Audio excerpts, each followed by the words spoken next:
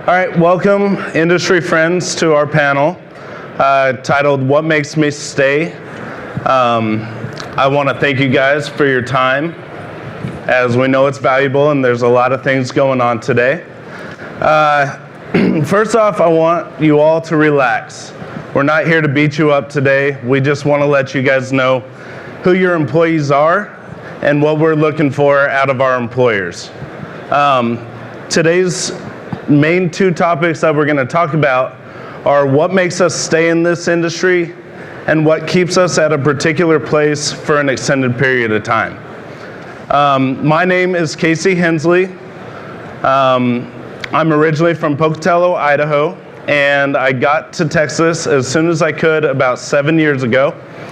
My entire professional career has been spent in the service industry, minus 5 years that I spent in the U.S. Navy. I've worn every hat in the service industry, from dishwasher to bar owner and everywhere in between.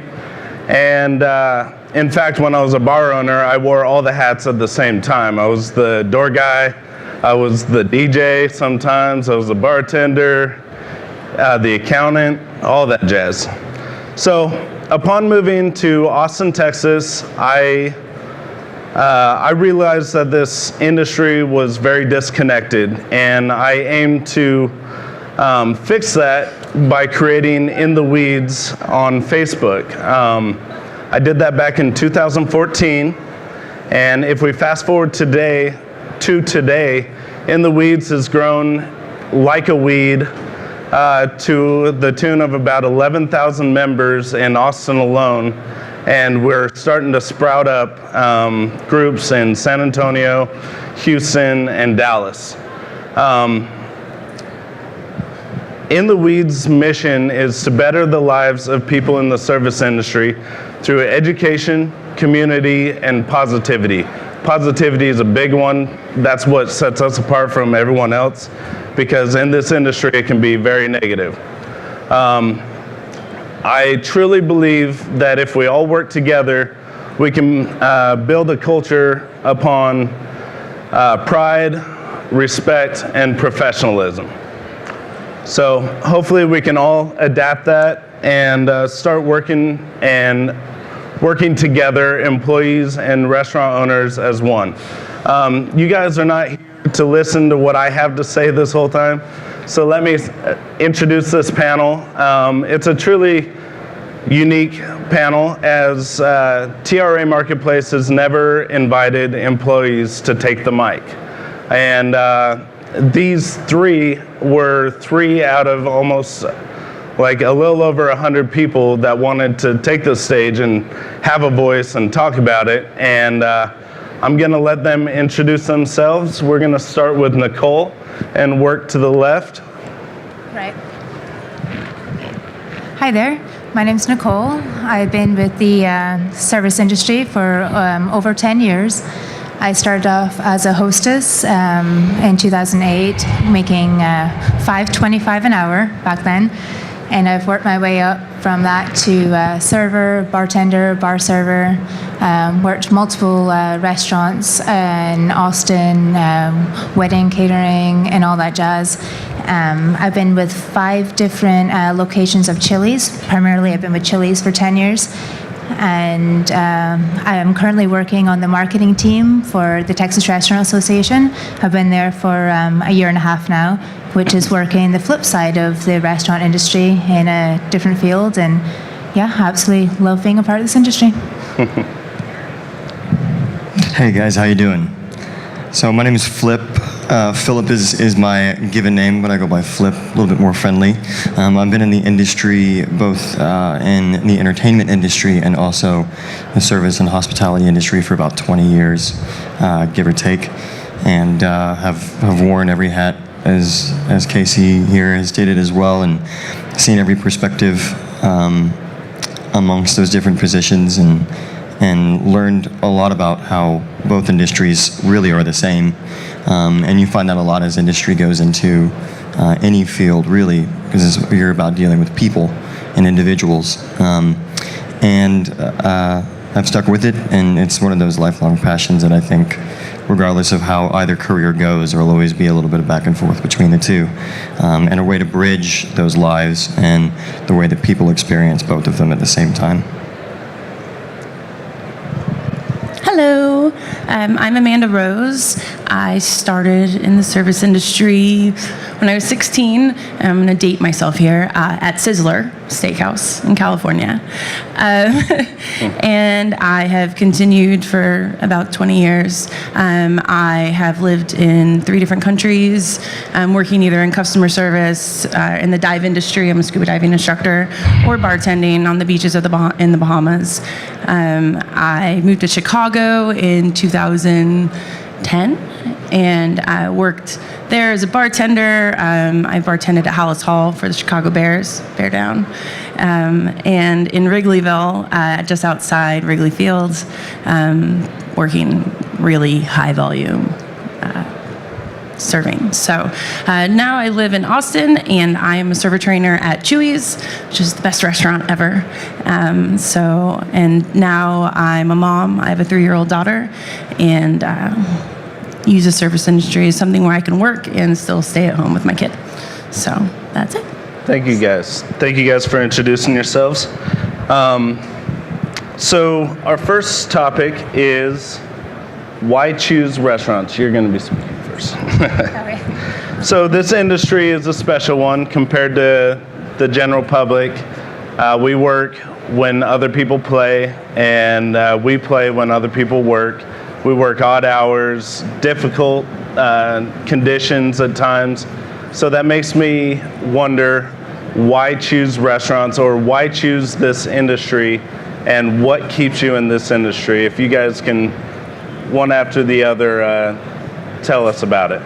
Okay. Well, I chose restaurants because it always worked with my school schedule. I started off in high school, and it always worked throughout college, the flexibility, but also because I love being part of a quirky, fun environment, surrounded by diverse people who really love their jobs, and everybody is really, really passionate about their job in this industry. And that's why I stuck around, because I felt like I really fit in with that. I stayed because the people are amazing. You end up with a family in the restaurant that you work with, and you bond because it is so individual, where we just don't work the same hours, and you end up just with people that understand you and understand your life. So, and I really like to help people. I like making people smile. I like making people happy, and that's something I get to do every day. So it's a great way to just be with people. Our next topic is the interview process.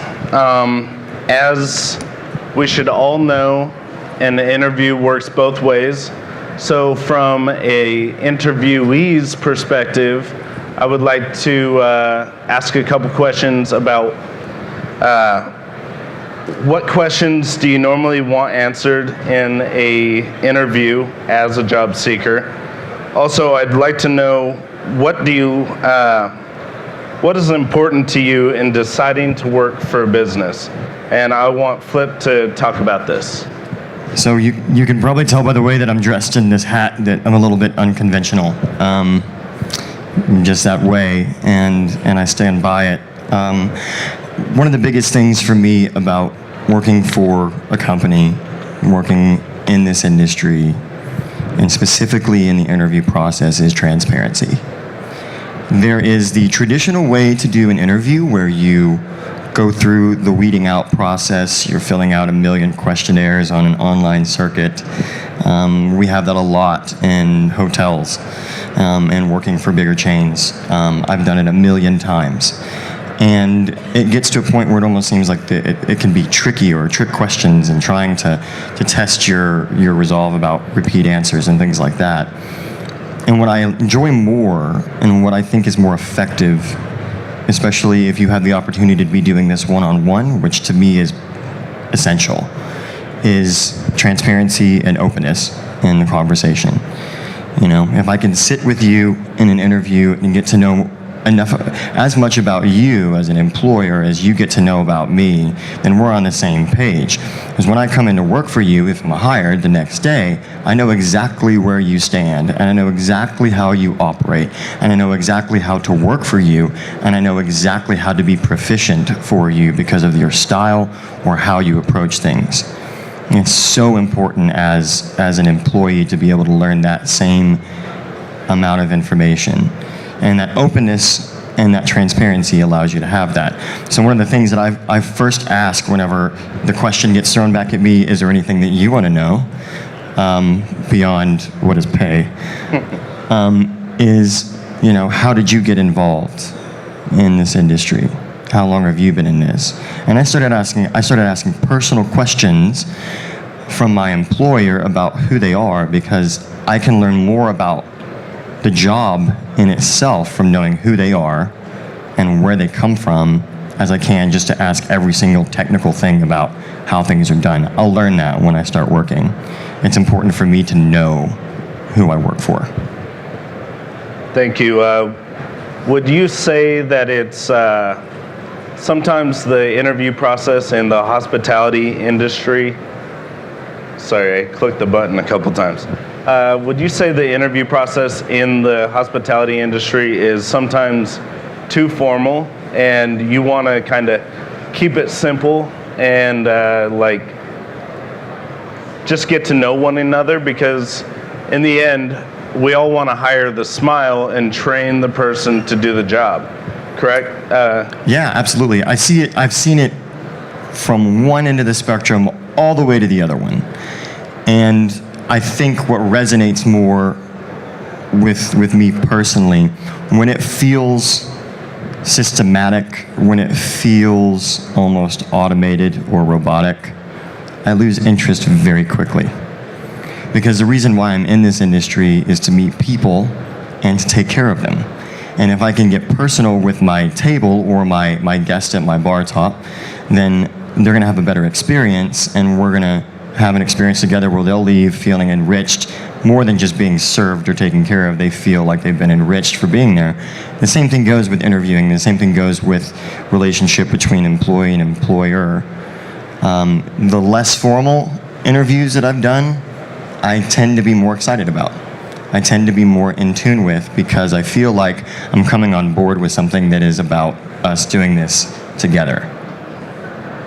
Great, thank you. Our next topic that we're going to cover is communication and culture. Mutual respect in any workplace is key. Oftentimes, staff can be young and inexperienced, but it's important to treat everyone like an adult. Remember the golden rule, treat everyone as you would like treated yourself. I want to ask Amanda to start this next section off, and I want to know, what are some reasons that have kept you working for a particular business for an extended period of time, and what traits in leadership have you found most important? So I have been with Chuy's for about a year and a half. I opened the Cedar Park location.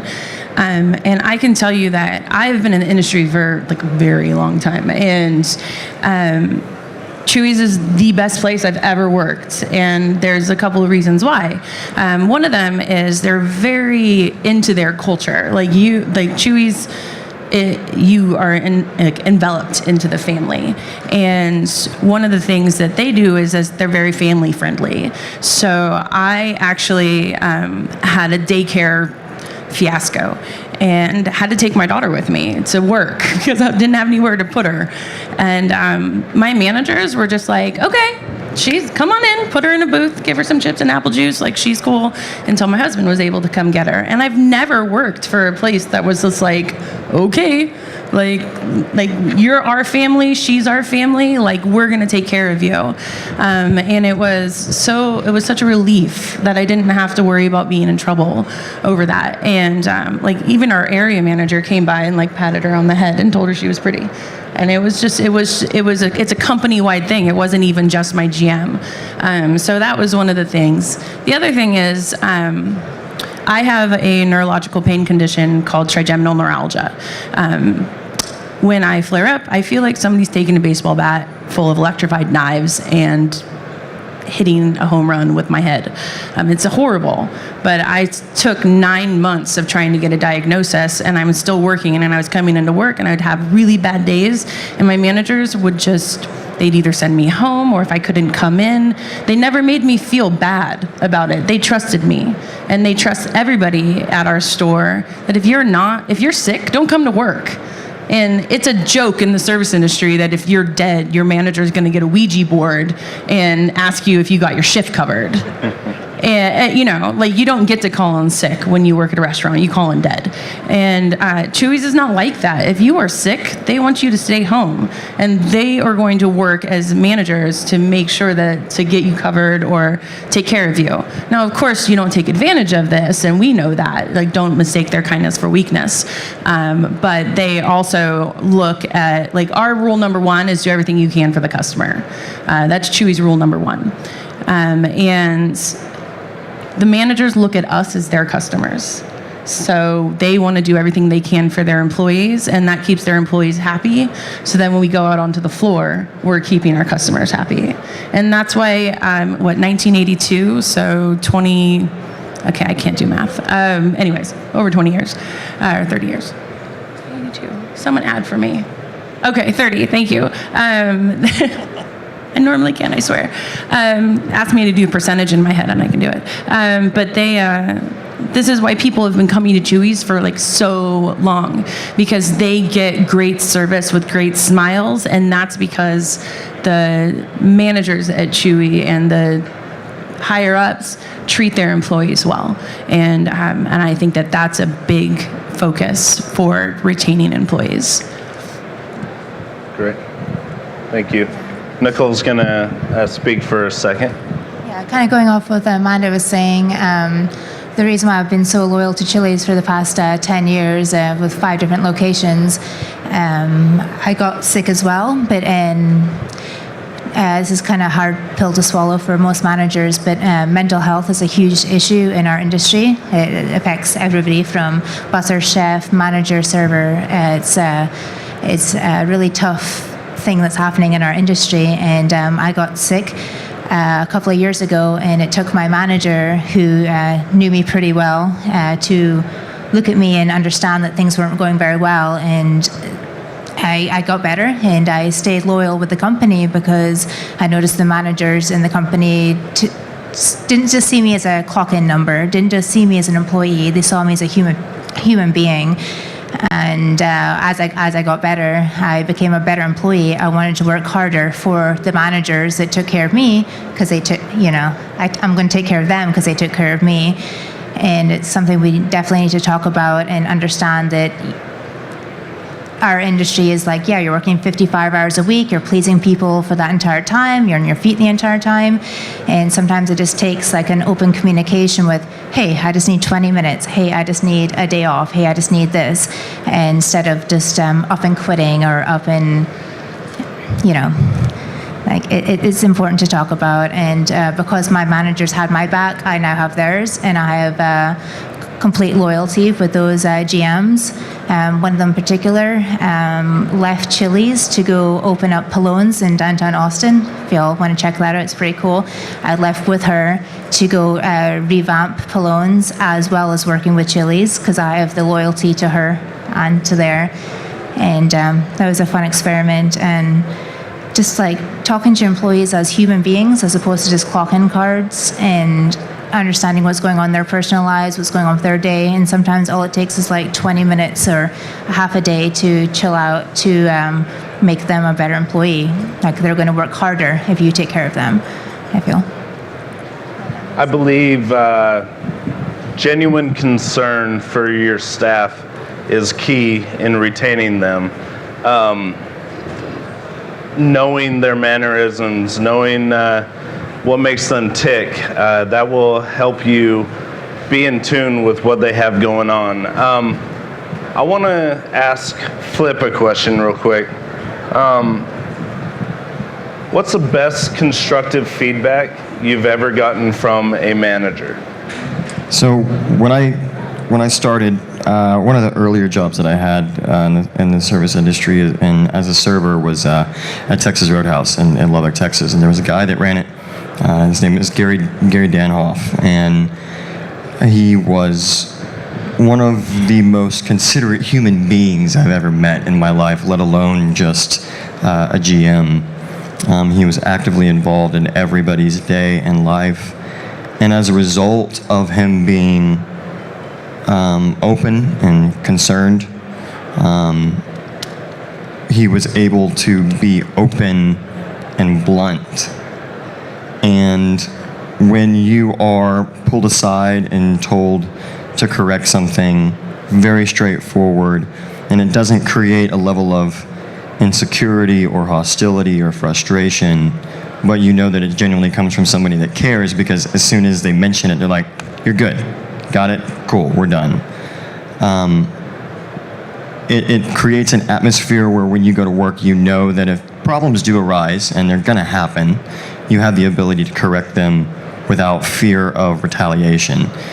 One of the things that he would do is a system of reward instead of condemnation.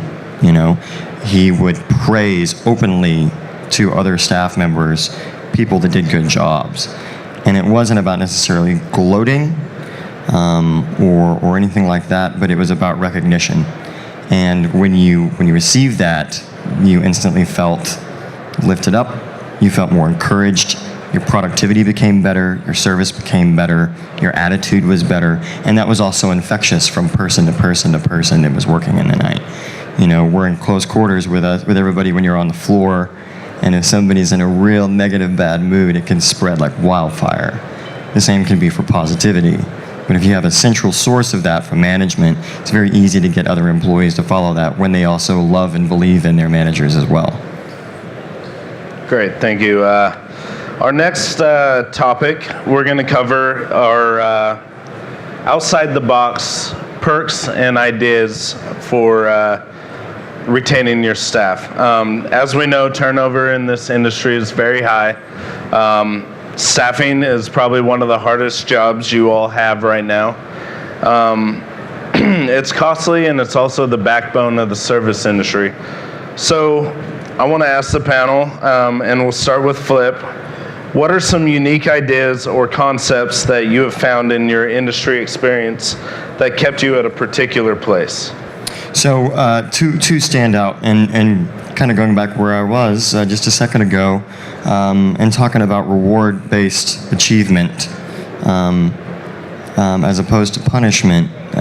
Some of the things that Gary would do at Texas Roadhouse is he would, we were looking at numbers and smothering things, right, which is putting, an extra side of sauteed mushrooms or throwing it on top of the steak. And so they were always like, we want to get those high. Corporate wanted them high. It's a very low cost that makes them a lot of money.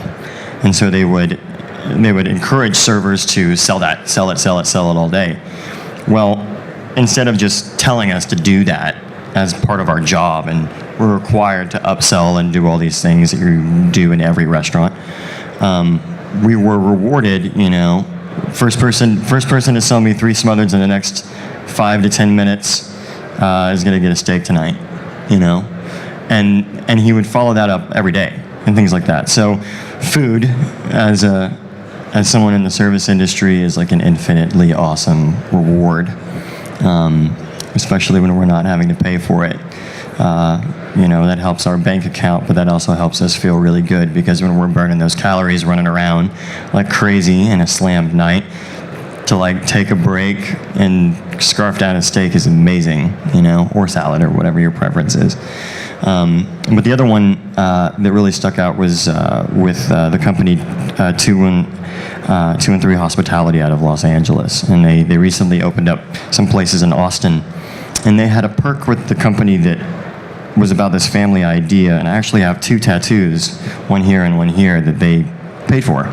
I went out to LA and staged at the bar, and before I did, I went and got one of the pillars of their modus operandi tattooed, because I loved the idea behind it. And they were like, cool, send us a receipt, we got that covered. And I was like, awesome. I was like, we'll do that at any time. So I got another one. And I'll carry those. I'm no longer with the company, but I have nothing but beautiful things to say about them, because their genuine ability to encourage not just you as a person in this job, but as a person that is amongst other people in the world. That to me is something that was like, that's incredibly special. Most people don't take the time or consideration to do that for you and give you some training for life as well. Nicole's next. So at Chuy's, we definitely have a lot of competitions with selling margaritas and selling contest items, and you get to win cool stuff, Bluetooth speakers, free meals, gift cards, all that jazz. And yeah, suddenly you realize you've given so much money to the company selling X amount of margaritas that night for your $10 meal, but everybody's competing. It's like a competition, and it makes the shift more fun. It makes kind of builds morale because we're like competing together, and yeah, it's just a little perk. And we have like Margarita Madness during March Madness, and everybody gets in teams, and we sell as many margaritas as possible. And the winning team usually gets to go float or goes to one of those escape rooms or something like that. But it's such like a small cost for the company to go take 6 people to go do float the river, go to an escape room, but the fact that they worked so hard to sell 2,000 margaritas in a week or whatever, created so much more profit for the company than it cost to take those 6 people out.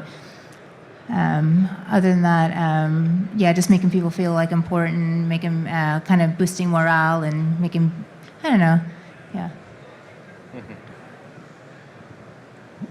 Okay, so who has ever seen servers descend on like dead kid nuggets with fries that have been sitting in the window for like 2 hours? Like pretty much everybody, right? Free food, and they are just like there, right?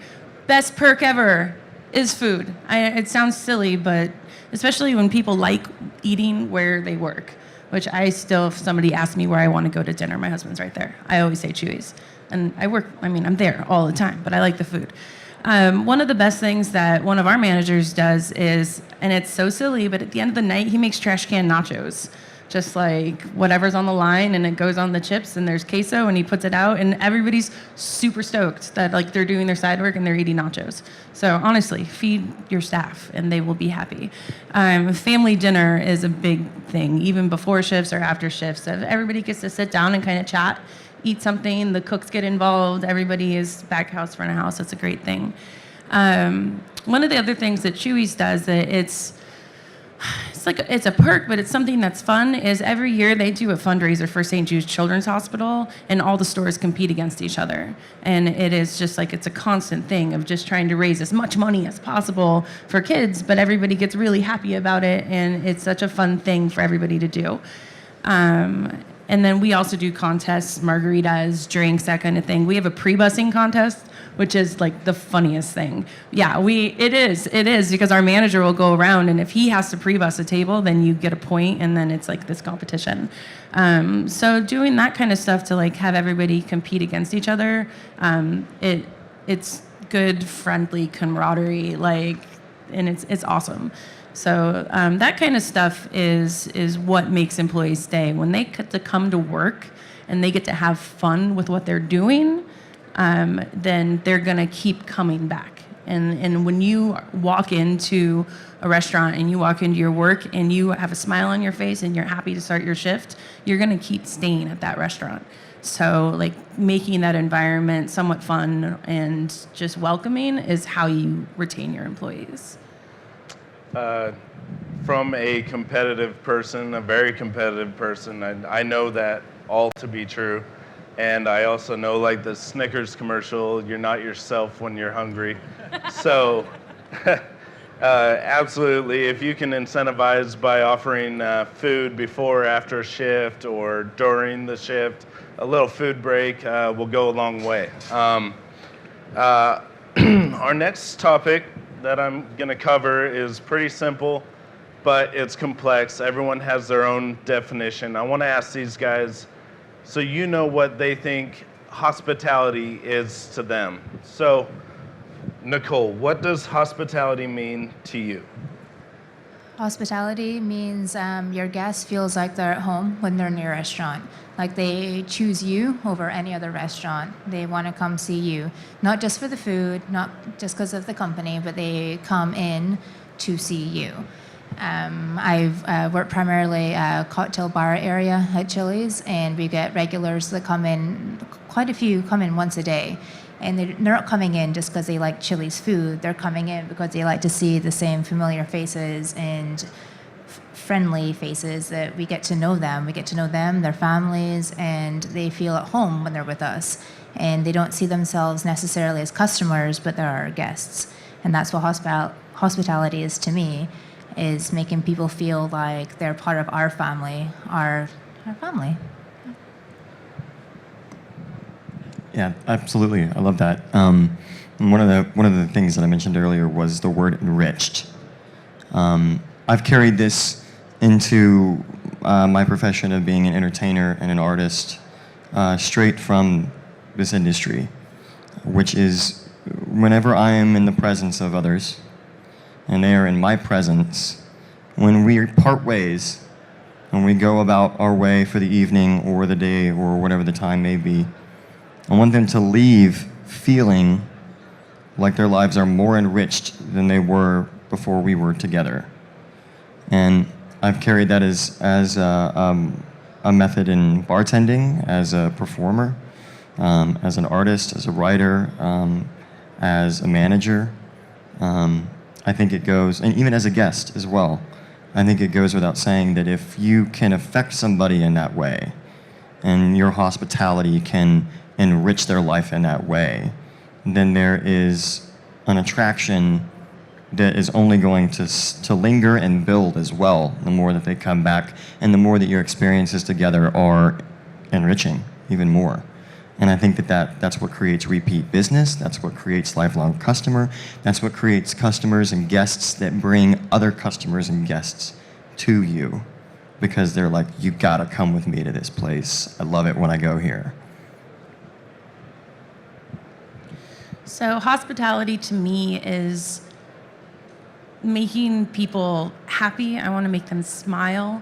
But when they come into my restaurant and they're sitting in my section, I want them to relax into the booth and know that they're being taken care of. And if they're having a stressed out day or they're upset or they just got bad news or whatever, it doesn't matter, because they're going to be able to forget those worries for however long they're sitting in my section. And they get to just be. And I'm going to refill their drinks and I'm going to bring their food out and it's going to be hot and it's going to be right, and they get to enjoy like the experience. And when they leave, like they're going to be enriched. I like that, but like happier and smiling and content. So that's. In the end, I think we want people to feel like they're at home. We are eager to make people happy, and we like to make money while doing it. So our next section is our Q&A. I'm sure there's some burning questions out there that you guys are curious about to hear from the employee's perspective. So if you wouldn't mind standing up, asking one question, and addressing which panelist you would like to answer the question, the floor is yours. Jack? I have a question. Jack.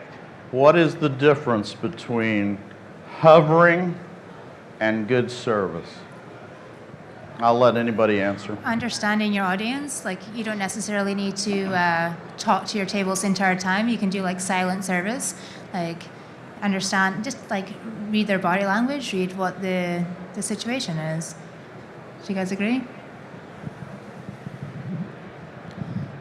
It's definitely understanding your audience, but you can look and see, does somebody's drink half full, or that's like something that you teach as a trainer. I teach to new servers, as you just kind of got to observe. You can observe from across the room, but it's also good to be in the eye line of your tables. So if they do need something, they can, wave their hand or whatever. Be aware. You have to be aware of of where their you are. manners, like how they're feeling. If they're leaning back when you're over next to their table. I completely agree. No, there's Be certain. aware. I mean, at Chuy's, it's easy for like people eat half a burrito, big as your face burrito.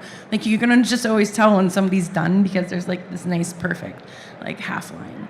And so it's like, okay, I'm just go grab a box and like run it over there. And it's just those things that you learn just from being observant of what. Of how people are acting. They get the full face where they sit back and they're, oh, get these chips away from me. Like that. You just have to watch. By the way, I'll approve the LinkedIn friend request as soon as I get off stage. Here you go. You can speak to the microphone. Oh, I don't think I need a mic, but all right. So my name is Maria Tijerina, and I work for the Cortez family of restaurants. And this question is for Amanda. So obviously, we heard from each of you what would make you stay, but can you tell us something besides directly opposite of what would make you stay? What would make you leave? Oh gosh. I'm trying to stay positive. What has made me leave a restaurant before? Negativity from management, where you know when you go to a shift meeting, they have nothing nice to say.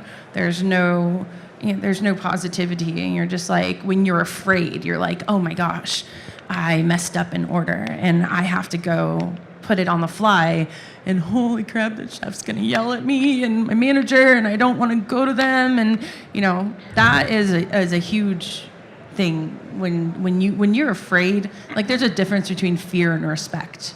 So everybody has the tough manager, and that's okay to be tough.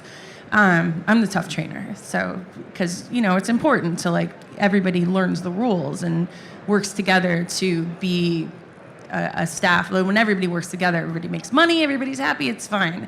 But when you have like the one manager that comes in and is super mean, honestly.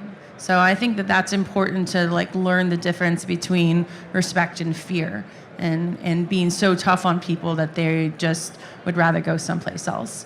But that's been my biggest reason for leaving places.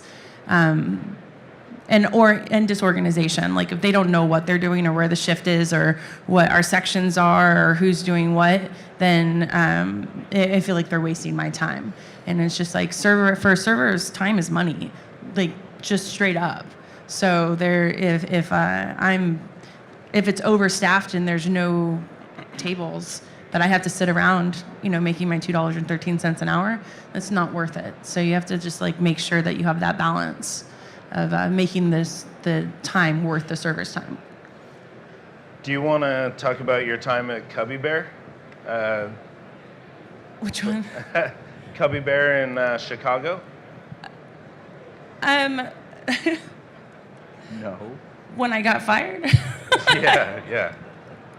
Yeah, let's hear about that. Okay, well, no. So Cubby Bear is a very famous bar in Chicago, and I was a Cubby girl, and I did an interview for a local rag and said where I worked, and they got very angry with me and suspended me and then tanked my schedule. So they actually didn't fire me, they just made my schedule horrible for the rest of the season.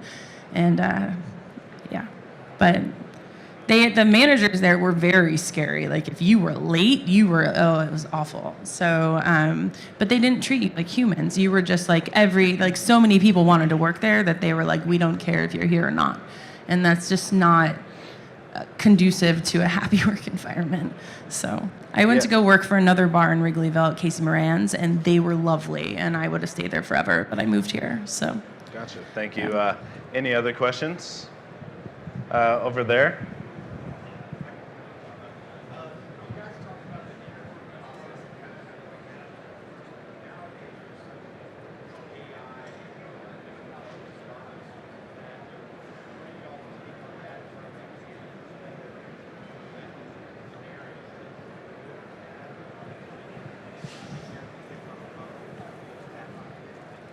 Well, let me ask you a question. Do you take tests well? There's your answer. It becomes a thing, I think, of impersonability. It can be effective. You gain information about an individual. How accurate that information is, you will never know. And somebody can sit there on a computer and lie all day. If you meet them and talk to them in person, you can get much more, I think, of a representation of their intentions, their state of being, the way that they interact, the way that they are going to be in an environment. It can be a useful tool, and I think that that's why it's there. There's a lot of data to be retrieved that way. I'm not saying that every single person that interviews that way is going to be dishonest, but there is a level of, I think, personal attention that is very hard to gain from it. So they just started getting In-N-Outs in Texas. Has everybody been to In-N-Out?